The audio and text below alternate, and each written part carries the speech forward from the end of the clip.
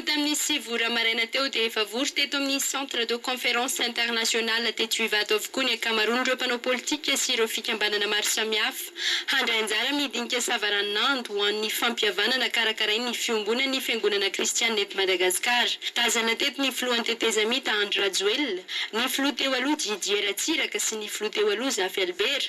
Ny avy amin'ny Frehana Ravalomanana ihany koa dia hita teto Toandrimamy Rakotoarivelo.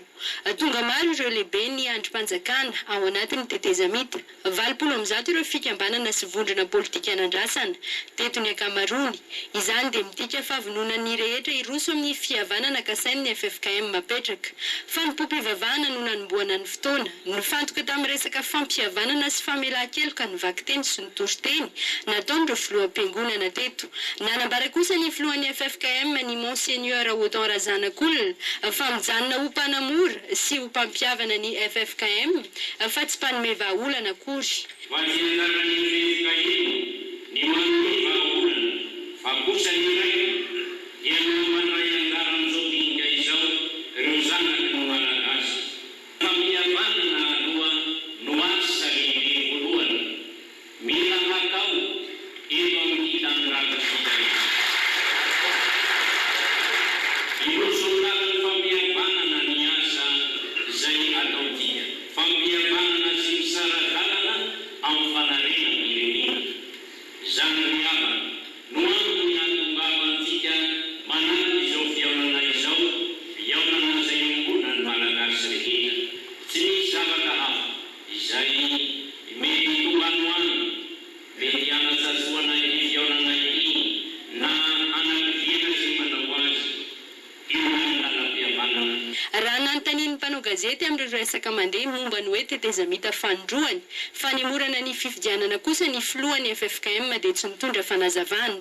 Amin'ny maharay aman-dren'ny firenena sy amin'ny maha kristianina ny filohan'ny tetezamita Andry Rajoelina dia nolazainy fa tompona andraikitra amin'ny fampihavanana ny olom-pirenena tsirairay. Ny fotoavan-kevitry ny fihaonan'ity moa zany dia ny hoe ny fampihavanana amin'ny maha kristianina ny teny dia atoko fa lahara-pamena tokoa ny fampihavanana izany mba ahafahan'ny mampisy ny fiarahamonina mirindra sy milamina na miloha na ao aorianany fifidianana izay hitranga eto amin'ny firenena. Tompona andraikitra amin'ny fampihavanana daholo ny olona rehetrarehetra sy ny vahoaka malagasy ny olom-pirenena tsirairay avy. Ka dia ho hitantsika eo moa zany ny vokany izay fampihavanana hoentin'ireo filoham-piangonana eto amin'ny firenena. Ny tenako manokana dia makasitraka ary ilaina izany fampihavanana izany. Tombotsoan'ny firenena hoy ihany izy no tokony katsahana fa tsy ny tombotsoan'olon-tokana.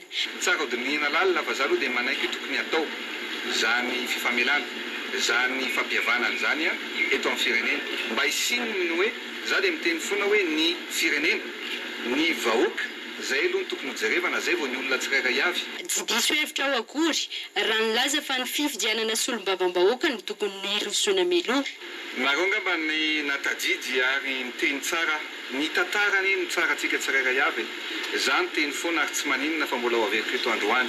Efa niteny tamin'ny zanaka any amin'ny secrétaire général des Nations Unies hoe io fifidianana io dia tsy olombabam-bahoaka ny tokony ho atao meloha. Hevitro manokana zay. Nefa mifanehitra an'izay moa ny fahitan'ny mpikarakara ny fifidianana anazy dia ny tantara no tsara. Zao betsaka ny olona mahita sy mahatsapa hoe mitombona ihany ke ilay tenin'ny filohan'ny tetezamita. Na ireo maso voro be dia be miantso anao hoe fantatray inona no natonga anao nametraka ihany ankehitriny. Satria manahirana izao fikorotanan-javatra rehetrarehetra amin'ny fitiavam-pahefana mitranga sy miseho eo amin'ny olona tsirairay avy eto amin'ny firenena izao. Ka izay ny teneniko hoe ny tantara no tsara.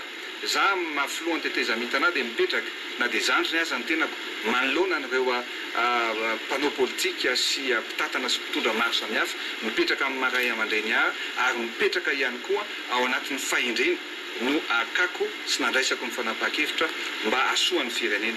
Asoan'ny firenena ve ny zavatra rehetrarehetra mitranga ankehitriny tsika rehetrarehetra no samy misaitsaina sy mitsakitsako any anatin'ny eriteriny any. Araka ny mahasavaranando ity dinika ho an'ny fampihavanana ity dia mbola hisy ny dingana manaraka izay ho fitetezana toerana 5 ataon'ny FFKM angalana ireo hevitry ny vahoaka ny fotony ary mbola hiverina handinika ireo hevitra rehetra voangona ireo indray ireo mpanao politika rehetra.